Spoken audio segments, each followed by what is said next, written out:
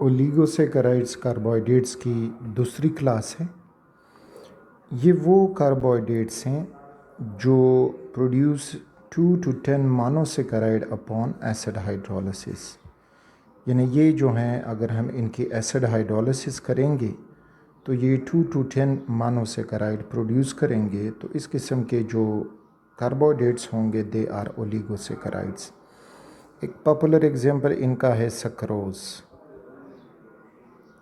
Sucrose acid hydrolysis का मतलब ये कि water in the presence of N acid, मैं हाइड्रोजन आयन ही लिखता हूँ एसिड के लिए, तो सक्रोज से 2 हेक्सोजेस प्रोड्यूस होते हैं, 2 हेक्सोजेस, यानी 2 6 कार्बन वाले मोनोसेकेराइड। एक प्रोड्यूस होता है ग्लूकोज और दूसरा प्रोड्यूस हो जाता है फ्रक्टोज। तो इस तरह से ये 2 मोनोसेकेराइड एसिड हाइड्रोलिसिस पे प्रोड्यूस कर रहा है। This is why it is known as a oligosaccharide. तो जो 2 मोनोसेकेराइड प्रोड्यूस करेगा तो वो डाइसेकेराइड होगा। इसी तरह अगर 3 प्रोड्यूस करेगा तो वो ट्राइसेकेराइड होगा। और सक्रोज का जो मॉलिक्यूलर फार्मूला है दैट इज़ C12H22O11।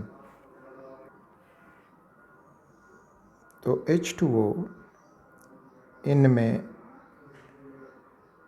ऐड हो जाता है और इसको डिवाइड कर जाता है इनटू C6H12O6 जो ग्लूकोज है और C6H12O6 जो फ्रक्टोज है। एक जो है अल्डोज होता है, दूसरा कीटोज है, and they are functional group isomers. तो ओलिगोसेकेराइड ये कार्बोहाइड्रेट्स होंगे जो 2 से 10 तक मोनोसेकेराइड प्रोड्यूस करते हैं। इसी तरह से अगर हम एक और एग्जांपल ले लें माल्टोज, तो maltose upon acid hydrolysis H2O in the presence of N acid, ये 2 ग्लूकोज मॉलिक्यूल प्रोड्यूस करेगा, 2 ग्लूकोज। तो ये भी एक डाइसेकेराइड हुआ। इसी तरह से अगर हम गैलेक्टोज लेते हैं, सॉरी दैट इज़ लैक्टोज,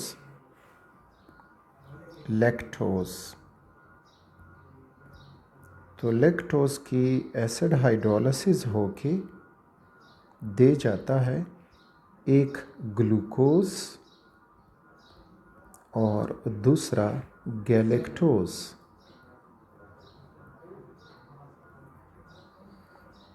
तो ये भी एक ओलिगोसेकेराइड हुआ।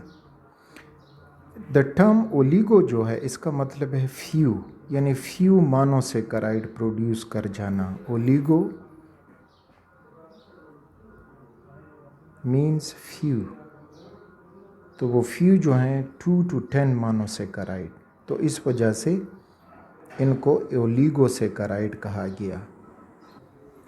ग्लाइकोसाइडिक लिंकेज या ग्लाइकोसाइडिक बॉन्ड, इसको हम आइडिया ये लेते हैं कि जो मोनोसेकेराइड कंबाइन होते हैं तो उनसे ओलिगोसेकेराइड बनते हैं, या फिर मोनोसेकेराइड कंबाइन होके पॉलीसेकेराइड बनाते हैं। तो ये जो मोनोसेकेराइड हैं, चाहे वो जितने कार्बन का भी हो, 2 मोनोसेकेराइड जिस तरह आपस में एक दूसरे से जुड़ते हैं तो उस जुड़ने की प्रोसेस में जो बॉन्ड बनता है that is known as glycosidic linkage या ग्लाइकोसाइडिक बॉन्ड। आइडिया यहाँ से यूँ ले लें कि एक मोनोसेकेराइड में कार्बन के साथ जुड़ा OH और इसी तरह से दूसरे साइड पे जो मोनोसेकेराइड है उसके कार्बन से बॉन्डेड OH, तो यहाँ से कंडेंसेशन ऑफ वाटर हो जाएगा, एक से H दूसरे से OH, जस्ट लाइक दिस। और यहाँ पे अब कार्बन बॉन्ड हो जाएगा टू दिस OC, यानी O एंड C, और साथ में H2O मॉलिक्यूल निकाल देंगे। So this bond is known as glycosidic linkage या ग्लाइकोसाइडिक बॉन्ड।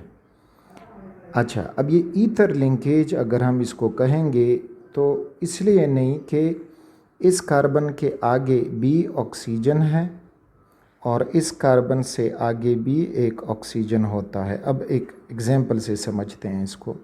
तो ये वो प्रॉपर ईथर लिंकेज नहीं है, बल्कि OCOC इस तरह से लिंकेज है, तो इसको ग्लाइकोसाइडिक लिंकेज कहा जाता है। इस एग्जाम्पल में इनको देखें कि कैसे एक का OH और दूसरे का H आपस में ये जुड़ जाते हैं। इस फिगर में अब हम देख सकते हैं कि एक जो है वो अल्फ़ा डी ग्लूकोज है, दैट इज़ डेक्सट्रोज, और दूसरा फ्रक्टोज।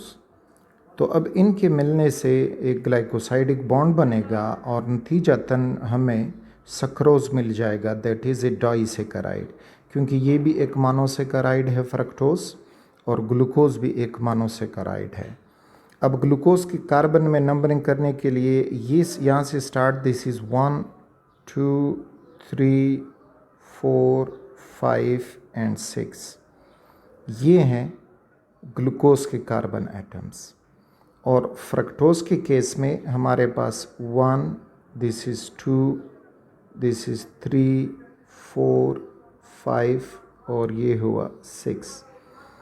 तो ग्लूकोज के कार्बन 1 के साथ जो OH है और फ्रक्टोज के कार्बन 2 के साथ जो OH है, तो इनके दरमियान वो कंडेंसेशन प्रोसेस हो जाएगा, यानी एक का H और दूसरे का OH ये आपस में कंडेंस होके H2O दे जाएंगे और इनसे नतीजतन सक्रोज मिल जाएगा। तो यहाँ पे आप देख सकते हैं this is that sucrose molecule जो यहाँ पे बन गया है। और ये जो अब हमें दिखाई दे रहा है, this oxygen bridge between the 2 carbon, second carbon of fructose and first carbon of glucose, this is that glycosidic bond, glycosidic bond या ग्लाइकोसाइडिक लिंकेज। और इससे जो है जो मॉलिक्यूल बना, दिस इज़ सक्रोज, और साथ में H2O का मॉलिक्यूल जो है वो निकाला गया है। तो कार्बोहाइड्रेट्स जो पॉलीमर बनाते हैं तो उनमें ग्लाइकोसाइडिक बॉन्ड या ग्लाइकोसाइडिक लिंकेज बनेगा, जिनकी वजह से मोनोसैकेराइड मिलके डाइसैकेराइड यानी ओलिगोसैकेराइड बनाते हैं, या फिर 10 से ज़्यादा मोनोसैकेराइड मिले तो उनसे पॉलीसैकेराइड बन जाता है, जो कार्बोहाइड्रेट की नेक्स्ट क्लास हम पढ़ेंगे। तो ये था अबाउट दी डाइसैकेराइड और वो किस तरह उनमें ये ग्लाइकोसाइडिक बॉन्ड बनता है।